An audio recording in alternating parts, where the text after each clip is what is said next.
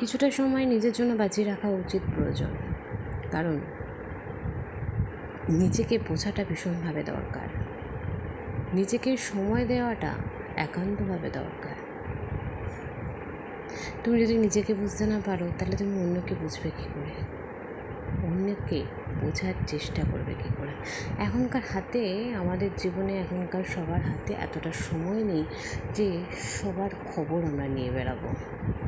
কিছু কিছু কাঙ্ক্ষিত মানুষ থাকে যারা অত্যন্ত আপন হয়, নির্ভীক হয়, তাদের সাথে সম্পর্ক, এখনকার দিনের সম্পর্কগুলোর নিবিড়তা থাকে, গভীরতা থাকে।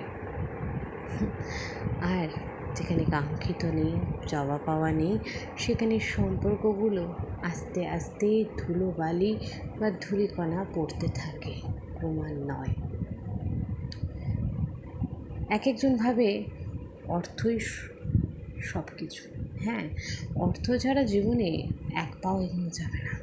তোমার দুঃখের সময় তোমাকে এক গাল ভাত কেউ দেবে না, বা তোমার ক্রাইসিসে তোমাকে 2 টাকা দিয়ে সাহায্য করার মানুষ এ জীবনে নেই, একদম নেই। এটা একদম পারফেক্ট কথা। কিন্তু তুমি যদি একা হয়ে যাও, তোমার টাকা থাকলেও তোমার লোক ডাকার মতন যদি ক্ষমতা না থাকে, উচ্চারণ করার মতন ক্ষমতা না থাকে, তাহলে তুমি ওই অর্থ, সম্পদ, চাকচিক্য এইসব দিয়ে করবে কি? তাই সব কিছুরই কম বেশি প্রাধান্য, প্রয়োজনীয়তা আছে আমাদের প্রত্যেকের জীবনে।